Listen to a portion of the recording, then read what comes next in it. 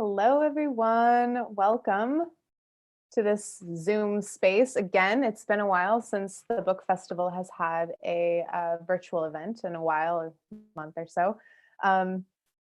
Let's get started. It's 6:01, so we might as well get this thing rolling.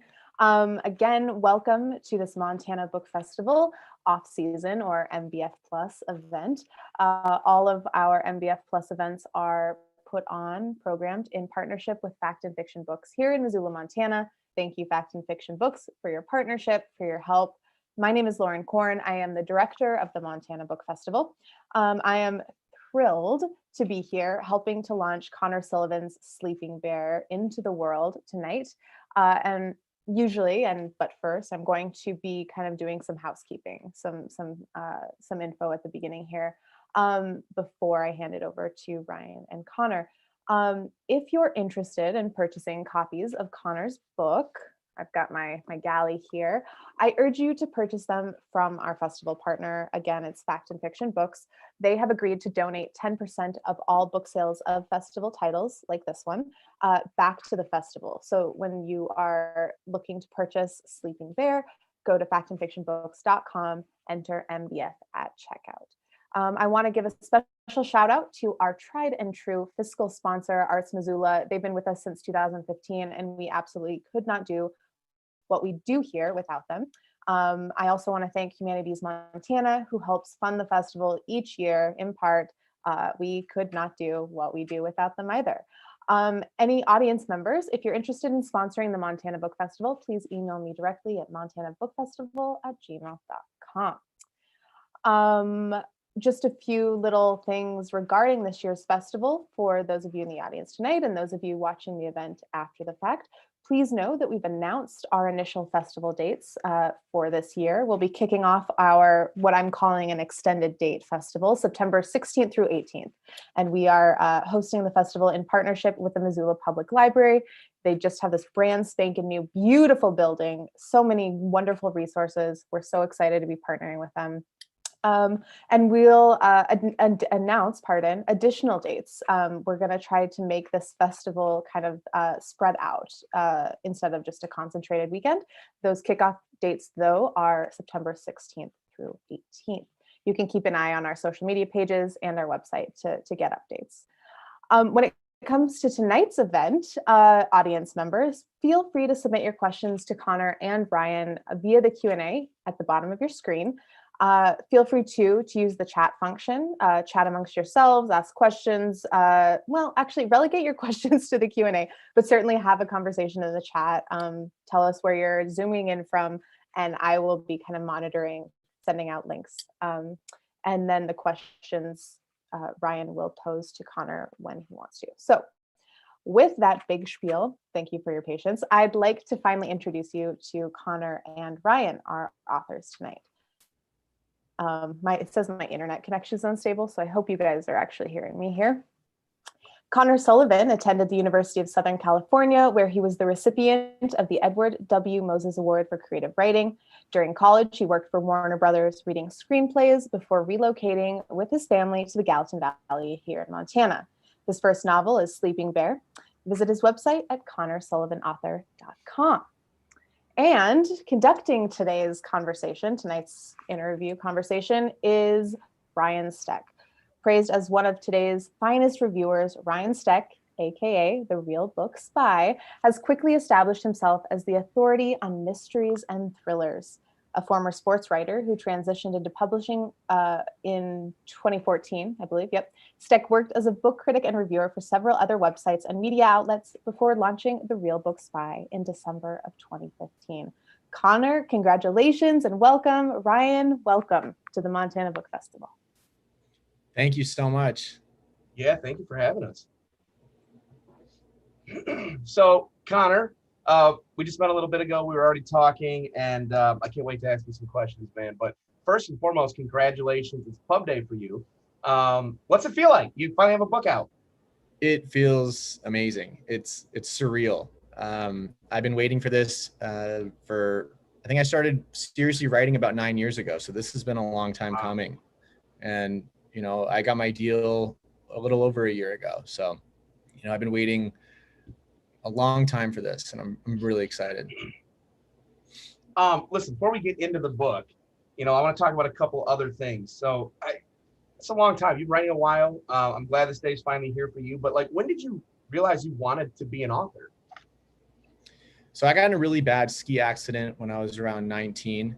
And before that, I wanted to be a professional skier, but that ended pretty quickly. And after that, I kind of had an identity crisis. I knew I always wanted to tell stories, but that just seemed like such a far-fetched thing for me. And when I really just got honest with myself, I just went all in. And I literally looked up, best film school I can get into. I got in about a year later. It was not as simple as that, but I did get in, and I studied film, screenwriting, creative writing, everything I could in like the narrative form. And, once I graduated, that's when I decided that I really wanted to get into novel writing. It was about a year or two after I graduated. And then I just got very specific with, what genre I want to be in. And, growing up, I read a lot of Vince Flynn, Brad Thor, and I just went, you know what? If I always enjoyed reading it, why don't I just take a shot at writing it? And, easier said than done, of course. I spent 5 years learning the craft of writing a novel. And that's when Sleeping Bear, came together. So it was about 5 years. I love that you mentioned Vince Flynn and Brad Thor. I'm huge fans of them, but also you now share an editor. Vince, rest in peace, obviously. Mitch Rapp still continues on thanks to Kyle Mills. But you share an editor with them. Is that intimidating or is that exciting for you? It was incredible. I don't know how to describe that because, I always used to see, and I know Jack Carr says the same thing. Like I always used to see the Emily Bessler Fox on the side of Vince's novels. And then I went, who is this person? Who is Emily Bessler? And then I started to do my research, years and years ago. And my goal for myself was at one time, I wanted to one day work with her, and I just never thought it would happen right off the bat. And it was the most amazing thing in the world. I mean, it's sort of incredible that it all worked out that way for you. So congratulations. If after the ski accident, if you weren't writing novels, what would you be doing? Would you go on into screenplays? I tried screenwriting. I worked in Hollywood at Warner Brothers for a couple of years. And basically my job was to be a script reader. Sorry. I read hundreds, if not 1,000 scripts. And not only that, but I was in kind of one of the internships that I had was in a production company, and they were just starting a TV show from conception to shooting. Yeah. So I got to be there when they were hiring screenwriters and when the screenwriters were building a room. And then once they had the room, I saw what the screenwriter's life was like in TV. And then I also have a lot of friends who are writing things on spec and, not selling anything. So I kind of saw that was not what I wanted to do. I wanted to be in control of my work. And I had a boss at one of these jobs who is a very, very famous, successful director. And he wrote his first screenplay, couldn't get it made to save his life. So he just decided, you know what, I'm just going to make it. And there was this moment that we had in his office late one night, and he went, what do you want to do? And I said, well, I want to be a screenwriter or a writer. And he goes, well, if you want to be a writer, you should write books because you're in control of your content. And that was like a whoa moment for me. And, within a year, I moved back to Montana and I did exactly that. And then it was, years and years later that I did it. So. Well, it's funny because there's another Emily Bessler author, Chris Haughey, of Deep State and Savage Road. And, he was a screenwriter. And I've had that conversation with him, which he was like, I don't know why I waited so long to write novels because I have so much more control. So I find that really interesting that was your perspective as well. Yeah. Yeah. I definitely saw the writing on the wall, what the life of a screenwriter would be like. And that just wasn't me. And what does that mean? So like for people that don't understand the difference between writing screenplays and then writing novels, what do you mean when you have like more control? What does that mean for people who really don't understand both sides of that business? Yeah. So I describe writing a book, a novel, as building the house, designing the house, building it, painting it, doing all the finishing touches on it, and it's yours, right? Of course, you have an editor, a publishing house can tweak it, but compared to screenwriting, it's essentially like you're putting up the scaffolding, or just straight up doing the architecture. And once you sell that, or you write it for a production company, those producers are essentially, they can say, oh no, do this, oh do that. They can change everything. I mean, I've listened to writers in rooms with producers, and they've said, the producer will say, oh, we don't like that ending, change it back. And then the writer will go out, and 3 weeks later, he or she comes back, and the same producer will go, why did you change the ending? So I've seen that. And it was there, screenwriters can be very low on the totem pole in the whole scheme of things. And I just didn't want to do that. I couldn't do that. My personality wouldn't allow that. So did you find that easier than working with someone like Emily Bessler? Because like Jack Carr always says, I asked him this one time for an event, and he was like, I was surprised how little, she wanted me to change. And Haughty said the same thing. Was that your experience as well? It was, but I think it was also because, my manuscript of Sleeping Bear went through so many people before it got to Emily. Sure. I mean, my agents, we worked on it for months, even after I signed with them, and we just tightened it up.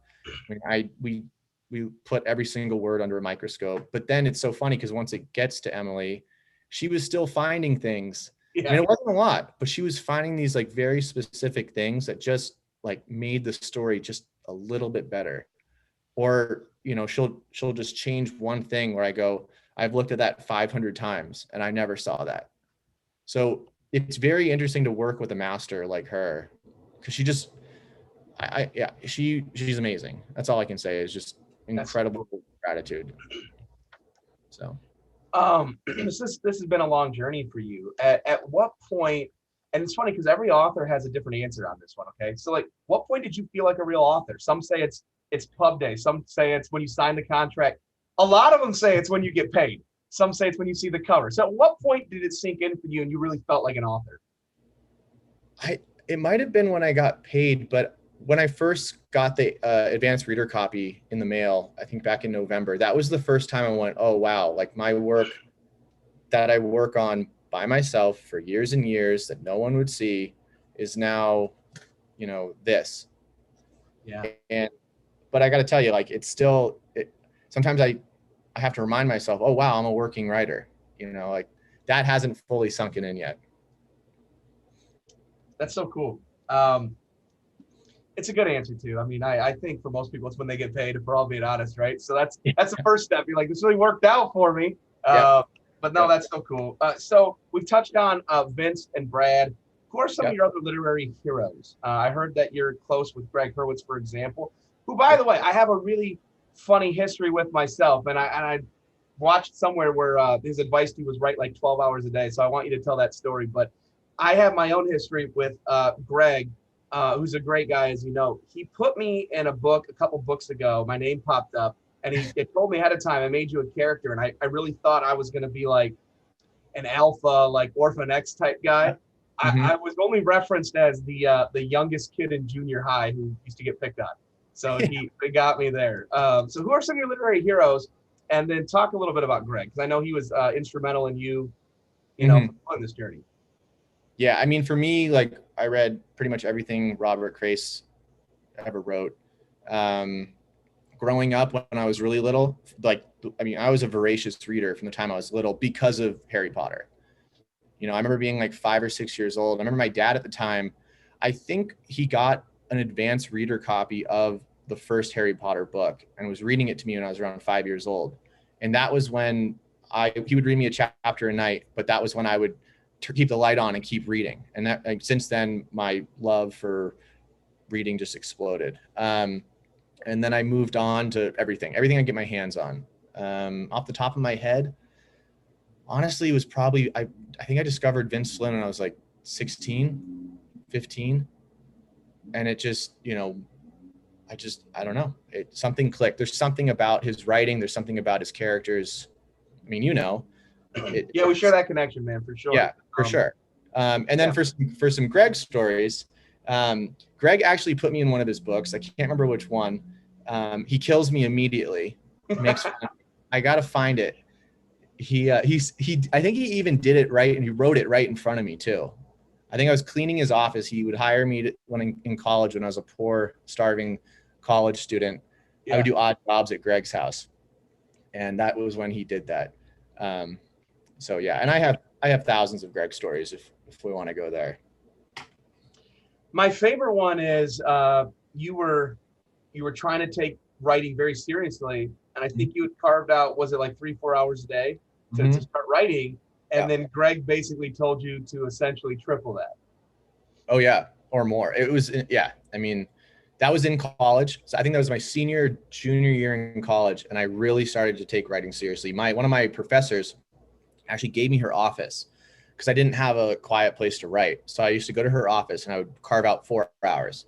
And I remember having lunch with him and his wife, and he just looked at me and he was like, "No, those are rookie numbers. Like, you need to be doing like 12."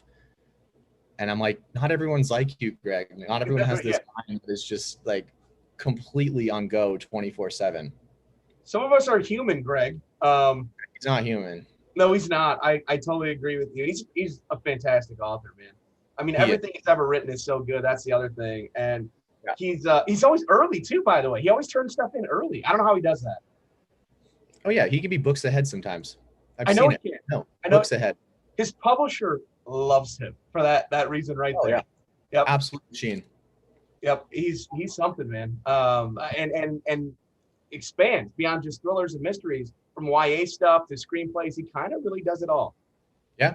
Yeah. It's very impressive. It was also very depressing for me because I've talked about this in other interviews. I would go to his, I think every January 1st at the Diesel bookstore in Brentwood, he would have his launch party. And I would go every year, and that's where I see Bob Crace. Yeah. And it was just like Greg's just churning out a book and another book and another book. And I remember I was writing all the time and I had nothing to show for it. And I remember after like the 3rd year, I approached Bob and he's like, "Oh, how are you doing?" And I'm like, "This is just, this is so hard. I don't know how I'm going to keep going." And he just said, like, "Isn't that just amazing though? Aren't we just so lucky to be writing all day?" And that was just such a paradigm shift for me. And not that I had an unhealthy relationship with writing. It was just, I had to value it differently. I think you had to look at it as almost like a privilege that we get to do this all the time. And we get to make things out of nothing and put them on the page, and other people can read it and like it. And that's such an incredible thing to do. So we got a question in the Q&A, someone, and I like this one. You can take a crack at it first if you want here. It says, "This might be a silly question," which, by the way, it's not. "What's the difference between a mystery and a thriller? What's the difference in writing these genres?" I would say the major one would be the question tool. In a mystery, you're trying to answer a question for the most part. Who did it? Why'd they do it? What's the motive? Thriller, I look at it as a thriller. The stakes drive a thriller, in my opinion. So your character is trying to achieve a goal. In my book, my character Cassie is trying to survive, and her father is trying to find her. And the stakes of not doing so are so high, it pushes the action to achieve that goal. So that's the way I would answer that. Which I think, a lot of people go, "That sounds like a mystery." Sleeping Bear, if you pitch it a certain way, sounds like a mystery. I sort of answer this question when you sort of know a thriller when you see it. A thriller for me comes down to a lot of the pacing. Most thrillers, they're re-engaging. The goal is to engage the reader and then re-engage them and create that unputdownable reading experience, right? I think that's what we're all after, which certainly you did. I'm going to read something to you. Sleeping Bear is one of the very best thrillers you'll read this year. It's one of those rare novels that keeps getting better and better. Remember the author's name, Connor Sullivan. That's from James Patterson, man. I know. That's pretty good. Like, what's that feel like when you see that blurb come across? It was amazing. I actually had the idea to send him the book. My dad writes with him still today. Sure. And I said, "Hey, what you think Jim would read my book?" And he goes, "I don't know, maybe." And I was like, "Well, let me just send it to him." I sent it to him over Christmas, thinking that he would take a couple days off, because I know he's also a machine, and he writes 24/7, or he's managing other writers, and he has a full schedule. And I I sent it to him, I think on the 22nd of December. And I think he gave it back to me or he sent me this really nice email, this very long email on the 26th. And he was apologizing for how long it took him to read it. Of course. And it took him like 2 days or something. And I was on cloud nine. That was incredible. And we had a good back and forth, and he was giving me some advice, and it was just, it's amazing. So your dad, who writes with him, obviously, how instrumental has he been for you as you sort of follow his footsteps, becoming a novelist? I get that question all the time. People always joke, does your dad write your books for you? And no, he does not. I can tell a funny story. When I became a serious writer, right after college, the week after I graduated, Greg gave me all of his old office stuff. I wrote on his desk that he wrote 19 novels on. Wow. I bought a computer. I bought a nice keyboard, a mouse. I had my whole office set up in this room, and I opened Microsoft Word at the time, and I stared at the blank page, and I immediately realized that all 4 years of school, I didn't know how to write. And I remember calling my dad and saying frantically, I don't know how to do this. And he goes, figure it out. And he just hangs up. And that was the best advice I've ever gotten, because it forced me to find my voice, find myself as an author, and fail miserably for years, over and over and over. And I think for me, he would always give me advice on how to be disciplined. I mean, his work ethic is insane. So growing up, living with a writer, knowing what it takes, knowing that it could be possible. I mean, I had writing teachers in college that would start the first day of class saying, it is impossible to make a living as a writer. That's how they would start. And I'd be sitting there and I'd be like, well, my dad does it. It's not impossible. All these other people do it. And that was, I don't know. And I mean, I have a lot of friends who are aspiring writers, but they don't have the discipline. They don't have maybe the tenacity, but it's honestly just comes down to just not quitting. And that's what that my dad would help me with. When I was writing Sleeping Bear, as I was writing it, I would constantly, come to his house and be like, I don't understand. Like, I've never seen anything like this. It's a woman goes missing in the woods that I turn into like a Vince Flynn spy thriller. Like I'm writing about Montana. Who's written about Montana? And that was what my dad would be like, that's why it's going to work. And he would kind of pick me up when I was down. He would calm me down, he'd say, work the problem. And then I would just go do it. And that right there that's it, So I think too that the thing that a lot of readers probably don't understand is a lot of writers, or aspiring writers, it's very rarely when you get published is it like your first attempt at a manuscript, right? Like I'm sure before Sleeping Bear, you probably had at least a couple, if not several, different drafts of something else that just kind of wasn't working. I actually didn't really. I would say I fooled around with things. I wrote screenplays. Screenplays. But in terms of a book, and I talked about this on other interviews, my dad always told me, and I don't know if this is, the right thing or not, but he always told me, like, just write your first book 20, 30 times. Write it until it's sellable. Write it until it's good. And, I do hear a lot of people who write a bunch of different novels, and I don't think there's a right or a wrong answer in that. But, I remember there was one draft that I wrote that took me almost a year to write. It was, I don't know what draft it was. And my dad said, you've been writing this for 3 years, over and over and over. I want you to put it away for 3 months and go write something else. And so I took that 3 months and I wrote a screenplay. And when I came back to it, and I came back to the Sleeping Bear manuscript, I saw it with fresh eyes after 3 months. Yeah.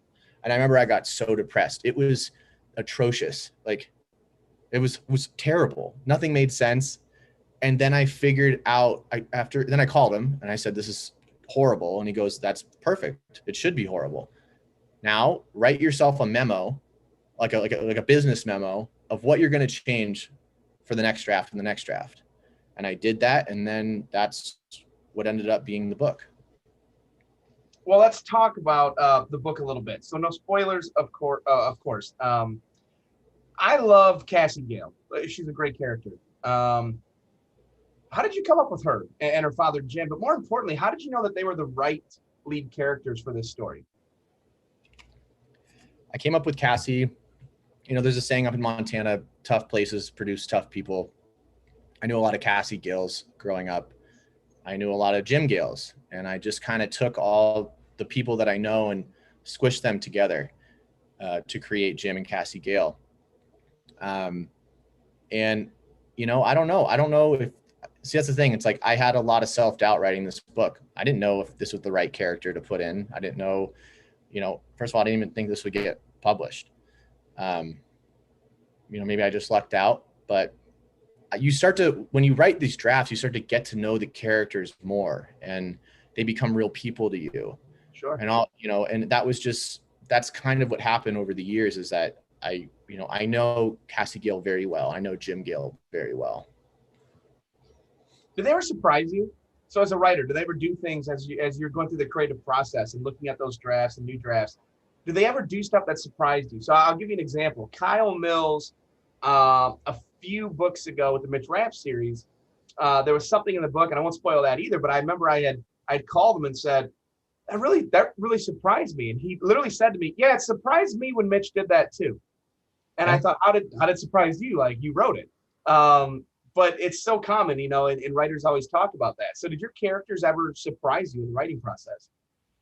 Yeah, I do this thing. I don't think I've ever said this publicly. I do this thing where the first time I write a scene, especially with a new character, I make them angry at the other characters. And I don't know why. I don't know why. It's almost like, and then I tone it down, and then I tone it down, and then I tone it down. But it's almost like that anger, they start to yell at the other characters or be rude to the other characters. And then I don't know why I do this. It's probably subconscious, but toning it back makes them more sympathetic or real. And I've even done it with, I mean, I wrote so many drafts of Sleeping Bear. I've had Cassie do everything, like, you know, all the characters do everything. And then you kind of figure out okay, they don't need to do that. They don't need to go over the top that way. They can do this, and we're going to get here there the same way. Like, but I think, again, when you have stakes, when the stakes are pushing them towards a goal that they have to achieve to alleviate the stakes, you really find your character. That's at least what I found personally. So let's talk story-wise, plot of Sleeping Bear. How did you come up with the story idea? Again, I saw you in a different interview, and sounded like a big part of the plot building sort of happened from a little bit of a Google search that you did. Yeah, it did. I was sitting in the commissary at Warner Brothers during lunch, and I was looking at my phone as I was eating, and I stumbled upon this article that I can't find for the life of me. And it basically said, well, the article was about how many people go missing in Alaska, specifically in the Alaska Triangle, which is the size of Texas.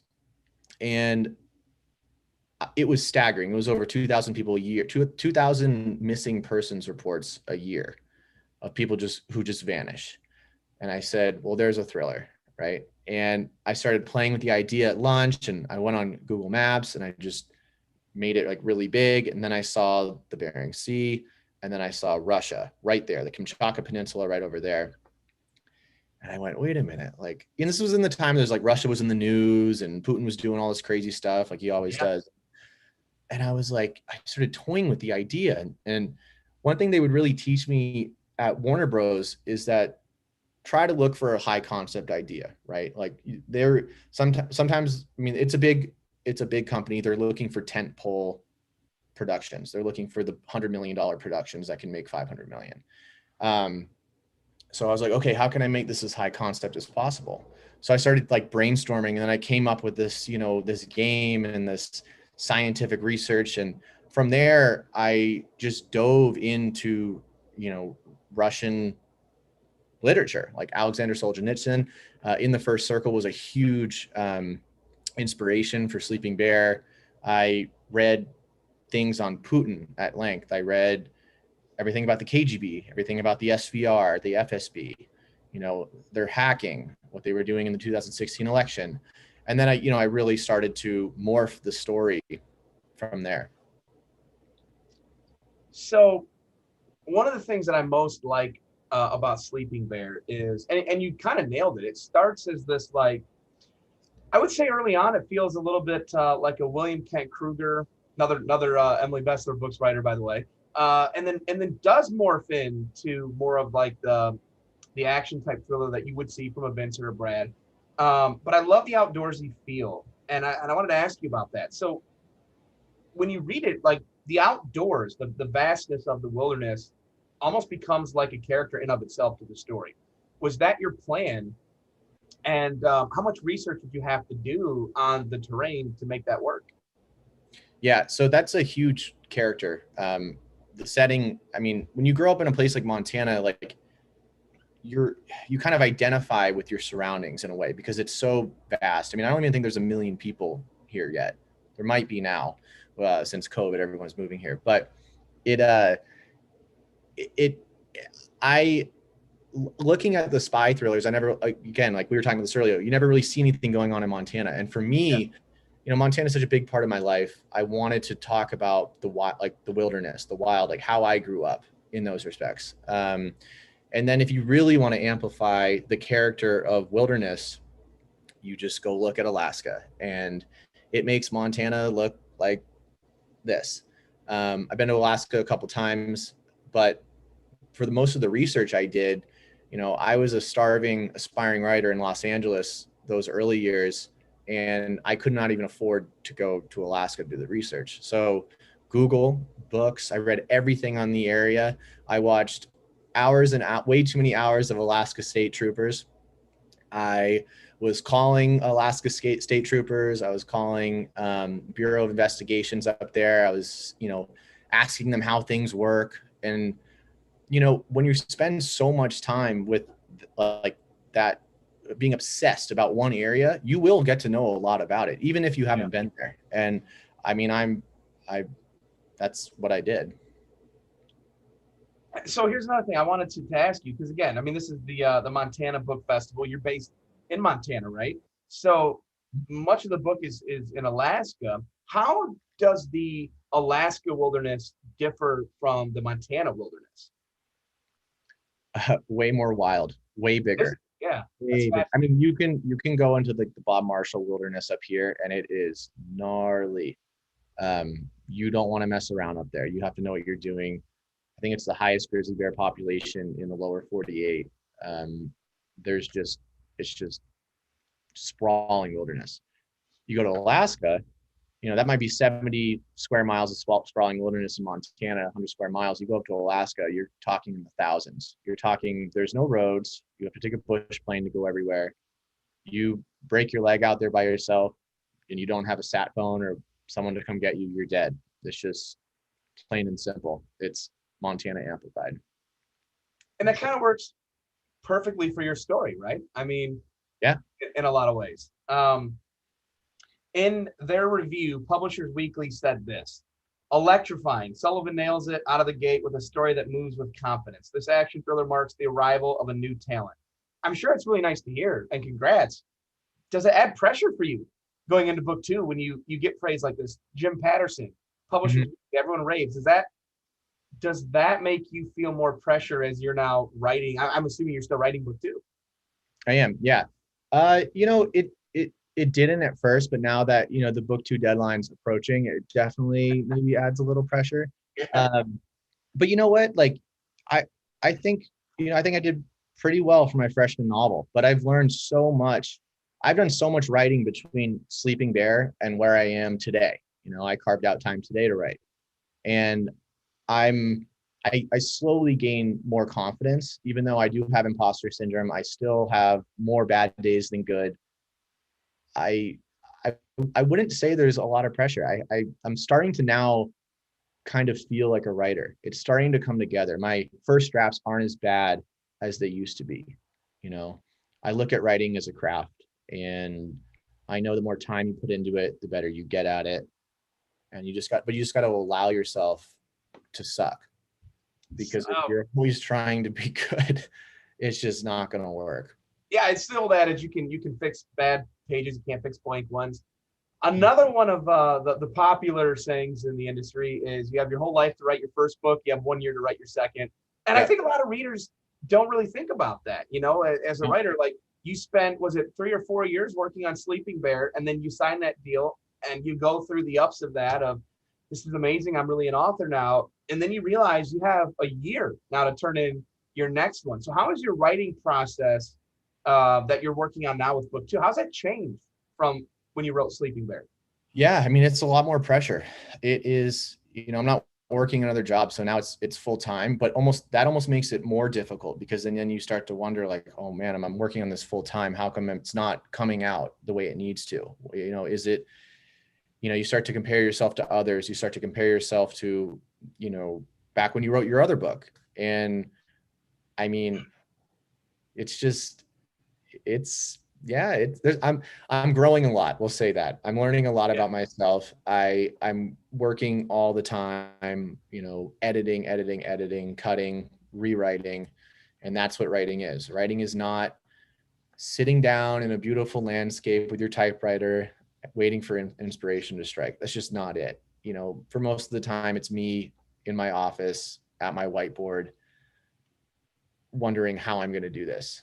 But I've talked to a lot of very successful writers, and a lot of them said like their second book was their most stressful. It was because you have to learn to write it in a year. You're under a crunch. Not that your third, fourth, fifth, or 30th is not difficult, because I've also heard they should all be difficult, but I think that this is going to be a kind of like a defining moment for me. I listened to an interview with Nick Petrie once, I think he's just an amazing writer. Yeah, me too. And someone asked him, what is your favorite book? And he said, my second one, because he's like, I haven't even read that book, but he goes, it might have, and I don't know if it wasn't received good or bad. I mean, it's Nick Petrie, he's amazing. So it's probably pretty good. But he said, most of the time of that year, he was like staring up at his ceiling, not sleeping at night. And I can really, relate to that in a way. But he got through it, and he's now on his like 7th book.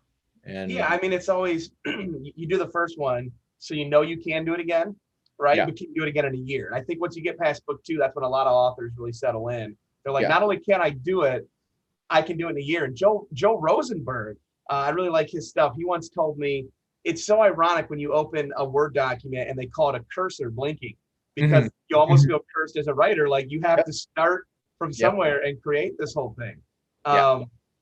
And like Lee Child is pretty famous for has to write the first line of each new book on a certain day. And then he always keeps that first line. So what about you? So a good first line, we're all shooting for like a really great one. Did yours change, or have you kept the same one? First line for a chapter or first line for a book? No, for the whole book, for Sleeping Bear. Like the first line for Sleeping Bear. Oh, I keep it. Did you? Okay. Yeah. Oh, yeah. Yeah. Yeah. But that's not true, actually, because I wrote I left the prologue for last. I did not write the last thing I wrote of Sleeping Bear was the prologue, but I wrote by nothing. I didn't change anything from the first couple of chapters, especially the first line. Did not change the first line at all. My reasoning behind that was because if I want the hook to be the most well-written thing I can write, right? And even I think in most of the drafts, I don't even think I ever wrote the prologue. I knew I was going to write it last when I was done, because I thought I'd be a better writer at that point. I was like, wow, like 5 years of writing, there should be something here. And that's when I went in and I wrote it in a day. It just, it flew out of me.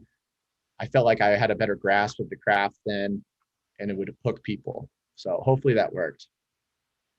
That's so fascinating. And I want to come back to Sleeping Bear for a minute. So the plot, and again, I don't want to give anything away, but it also touches on a Russian kidnapping scheme. So how much research did you do into that?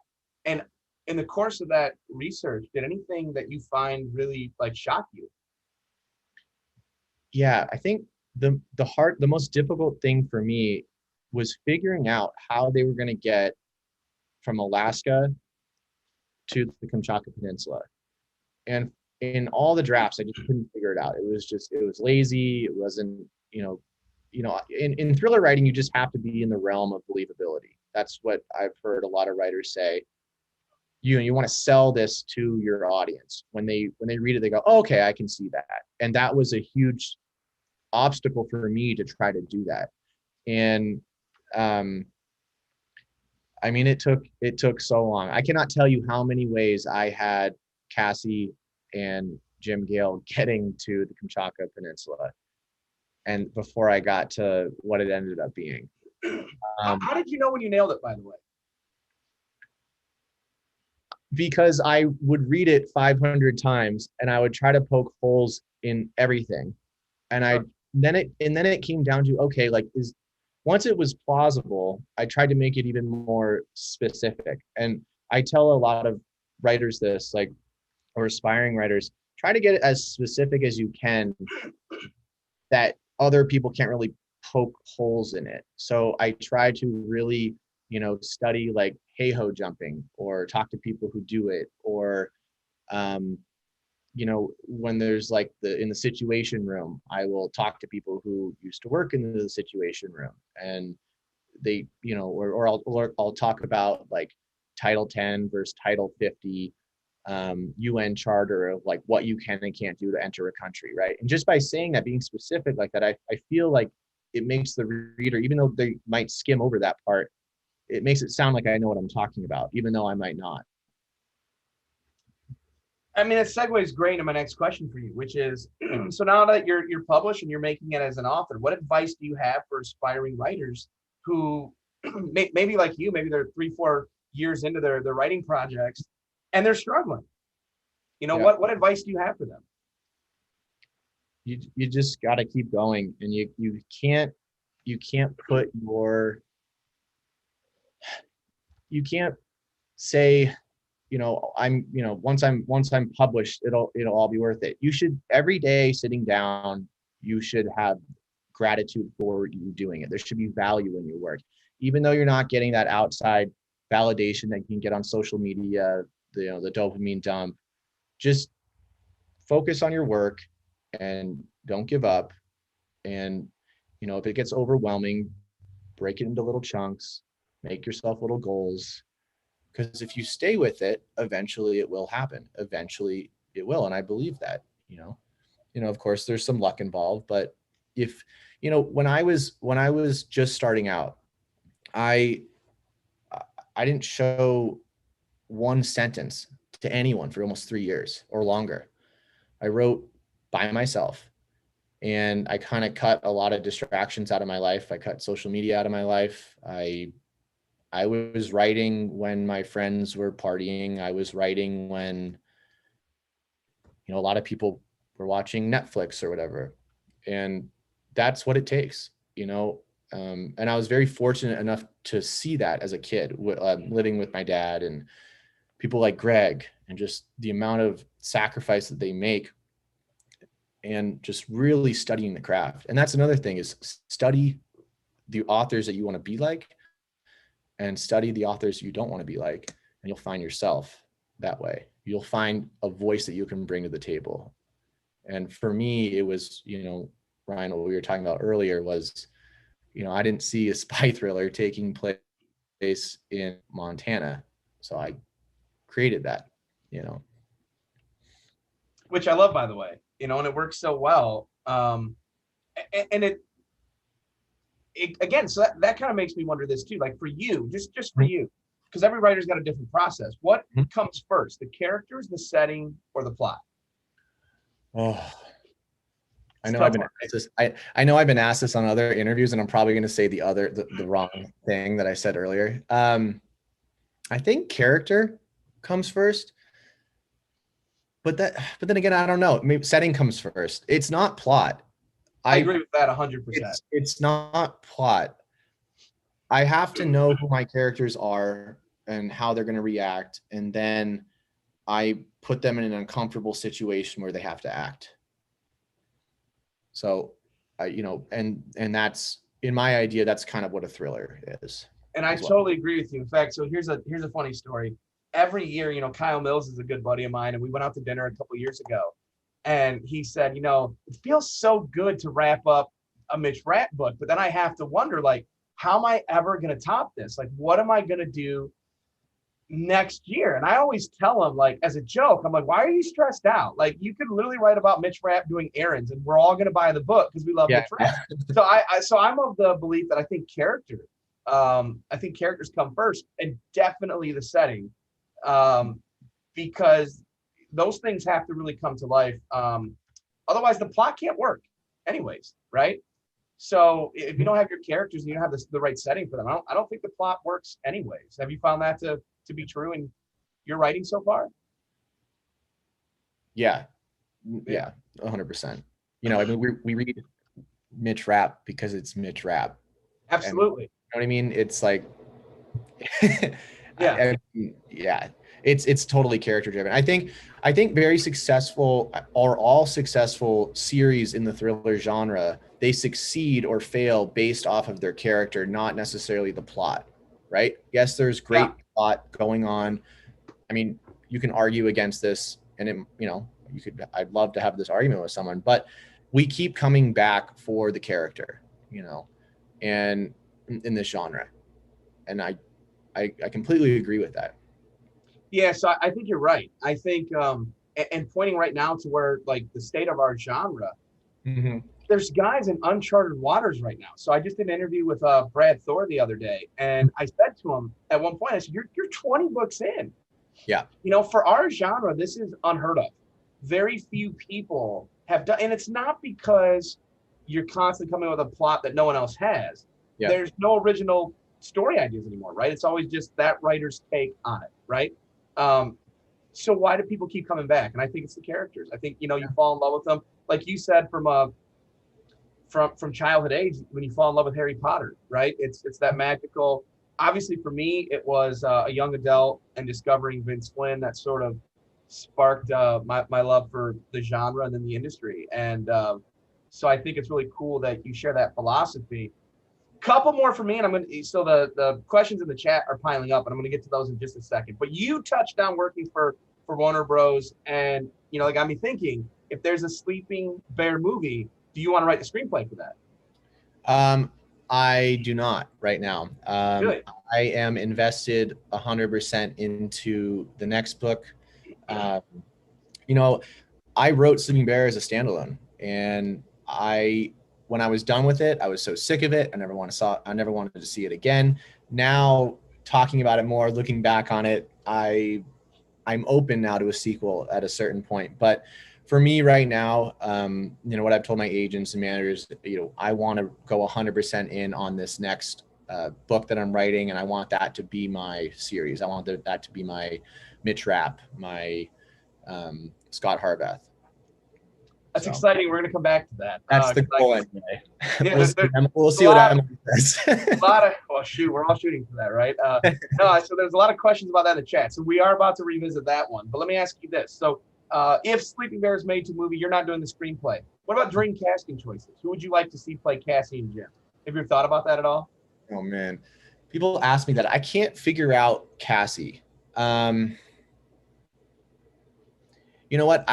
I couldn't figure out Jim Gale either, but the other day, so Dennis Quaid used to live in the town over from us when I was growing up, and he might be able to do it. I don't know if he's even still acting anymore. I can see that. Yeah, I don't know. They've had a lot of people, they've gone through the lists and stuff, but yeah, I don't know. I think it was just because they were such real people to me. The characters are so real to me that I just never saw them being anyone other than who they are in my head. So I don't know. I've never really thought about that. But yeah, we'll see. We'll see. Last one for me, and I'll get to the chat. So last year, obviously really tough. 2020 is a hard year for so many with COVID and other stuff. So how did you fill your time in quarantine? Did you find yourself being a productive writer at that time? No. No. I mean, there were spurts of it really being just easy, right? Like at first my life didn't change. Everyone was freaking out. All my friends were freaking out. And I was like, this is just normal life for me. I'm just at home all day writing. I go out to the grocery store and then, or I'll do my activities outside, not around people. That was my life.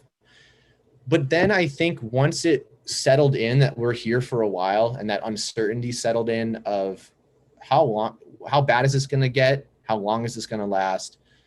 I found myself, like all of us, glued to the news, glued to that, fear machine that was running on a constant cycle. And that was a huge distraction. I don't know. What were you like? No, I was the same. Well, it's funny because we all do the joke about I've been in quarantine for X amount of years, because it's a secluded life anyway when you're writing. And I live in my office most of the time anyways. I never leave the house. It was a little harder because I had, all my kids trapped here with me. My wife and I have 6 kids, so that was that was an adventure. But no, I totally agree with you. At first, it was like nothing's really changed. We're all here anyways, and then you get pretty deep into it, and you realize, yeah, no, this is very different. And then Zoom became a thing, and like everyone was on Zoom, and I found it really hard to be productive. Literally, things that people would text about before, they want to get on Zoom now. Yeah. Everyone's like a Zoom master, right? Everyone's got their PhD in Zoom. So like it would just be like a text. Like as an editor, I have clients or, even if it was publicists or marketing people with publishers when I'm working on book spy stuff, it would be like a text message before, a very short email. And they'd be like, let's hop on Zoom and discuss this. And I'm like, do we really need to? Like, could you probably just text me the answer real quick, right? And I just found it really hard to stay productive when you're in the office and like you're on Zoom and you're watching all this stuff and nothing's done. Yep. Yeah. I actually had the opposite in terms of Zoom. I didn't use Zoom at all because I was just working by myself. But my wife was, with work, she was on Zoom all day. So once these like press things started to creep up on me where, I have to promote the book, I'm like, how do I use Zoom? I'm the only person in the United States who didn't know how to use Zoom until a couple of months ago. Well, now it's so beyond just work. It's like family too, like friends. Yeah. Everyone's like, and I'm like, hey, you want to Zoom? I'm like, no, not really. I'm so over it. Yeah. What's the polite way to say no? It's tough. So I'm glad things are finally normaling out. And okay, I'm going to get to some of the questions now. This one's from John. And by the way, we touched on a lot of these, but I'm going to ask him anyways. Connor, I received an arc of Sleeping Bear. I thought it was great. Thanks so much for the wonderful entertainment. I have a few questions for you. How did your father influence or affect your pursuit of writing? Is Sleeping Bear a standalone or the beginning of a series? And please share some information about your next book. Okay, so I answered the first two. My dad was more there for, kind of picking me up when I was down, guiding me mentally on the process, not necessarily the actual writing. So leaving the craft to me. And I think that was the most beneficial thing for me because I had to learn the craft by myself. There's no getting around that. I actually wrote, when I was describing earlier that I wrote a screenplay in between writing one of those major drafts of Sleeping Bear, the screenplay was about a writer who found a magic typewriter who wrote famous books and he didn't have to write it at all. Like I was so into but it takes the work, it takes the craft, it takes you can't get around that. What was the second question? I completely spaced that. Is Sleeping Bear a standalone or the beginning of a series?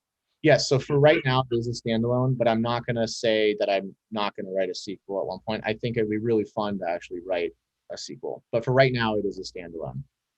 And I don't know how much I can say on the third one.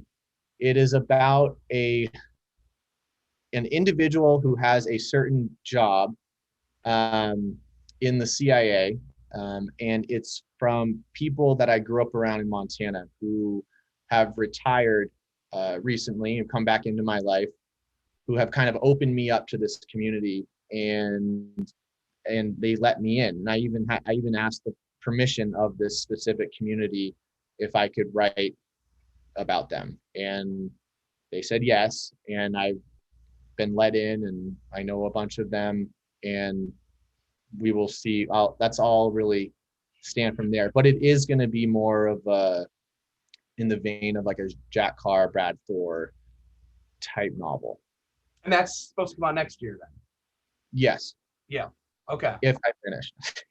If you, that's definitely what your publisher wants to hear. By the way, I'm sure David Brown's watching. Your publicist loves that. Brown is sweating. David, I'm writing full time. Don't worry. Loves that answer. Next one. As someone formerly engaged with screenwriting, do you or did you write with the screen in mind? Is that, as it seems to be, an end goal to have your story option? No, because when I was writing Sleeping Bear, I would tell myself daily, I would be typing and I would just shake my head and go, this is never going to get made.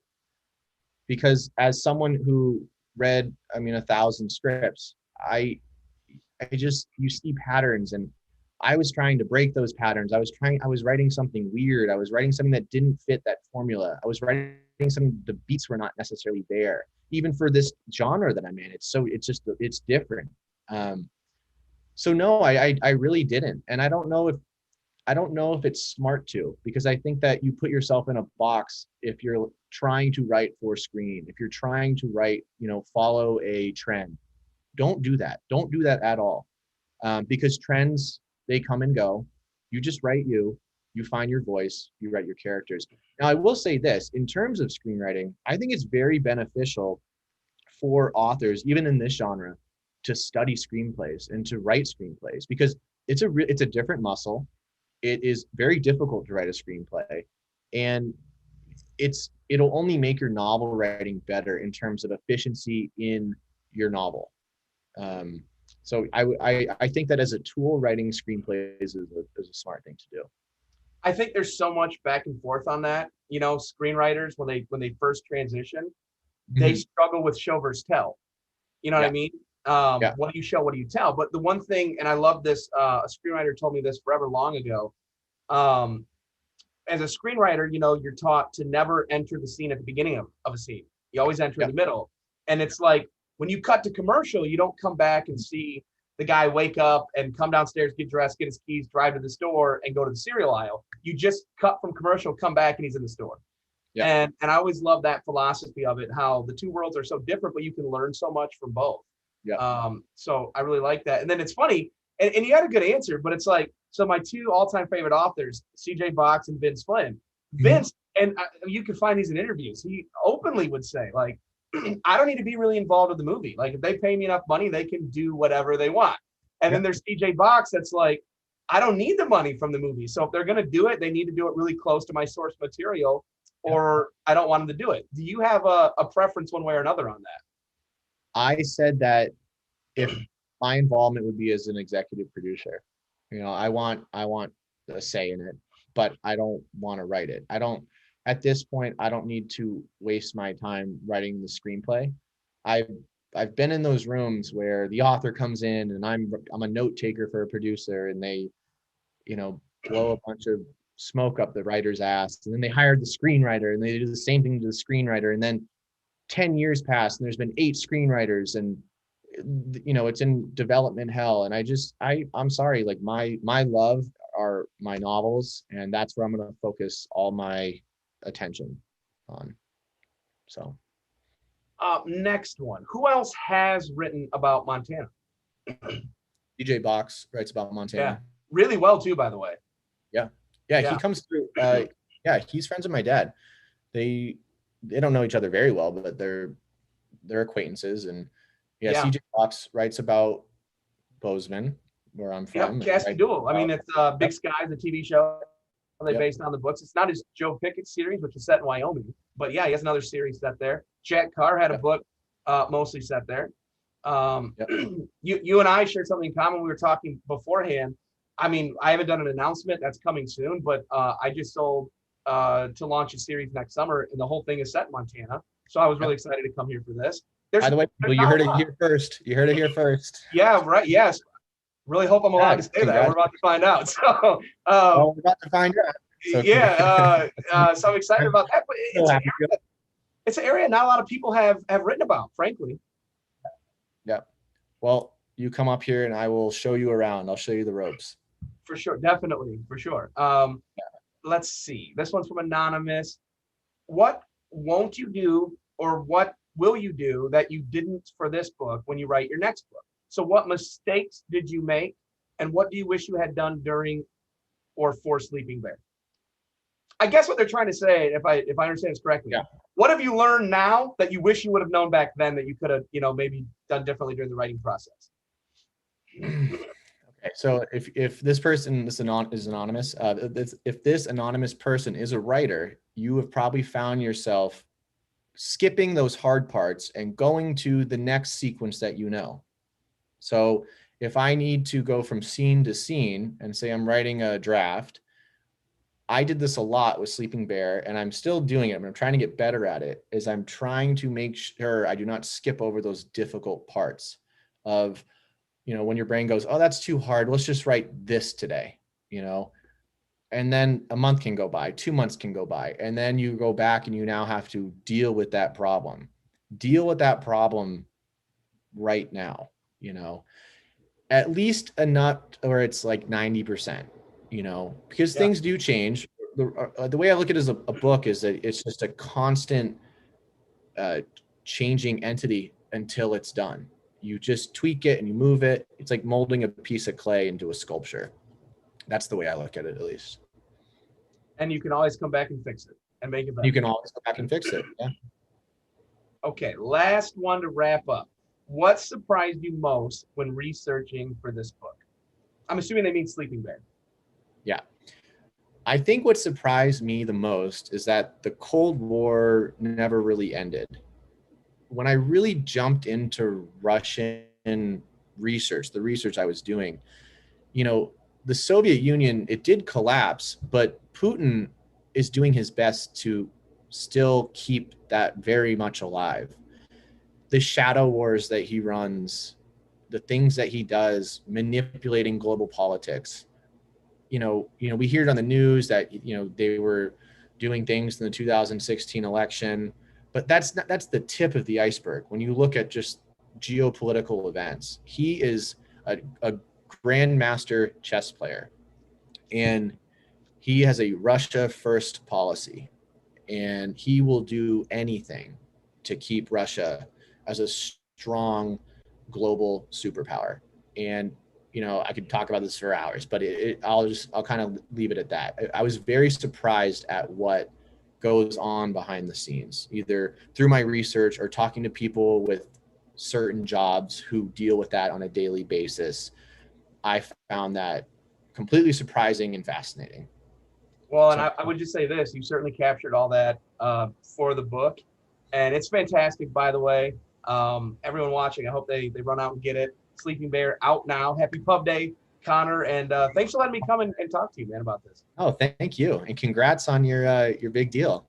Yeah, thank you. Yeah, it's, everything you said about the Panic of Book 2, it is real, and, and I am right there with you for sure. So we got that in common too. Yep. Well, very cool. Thank you, guys. That was an amazing conversation. Fascinating. Thank you both. Yes, I just thank you. Thank you for having us. Yeah. Love all around. Congratulations, Connor. Happy Pub Day. Sleeping Bear is wonderful. Everyone go and buy it. Please go to Fact and Fiction's website, factandfictionbooks.com, so that 10% of these book sales can come back to the festival.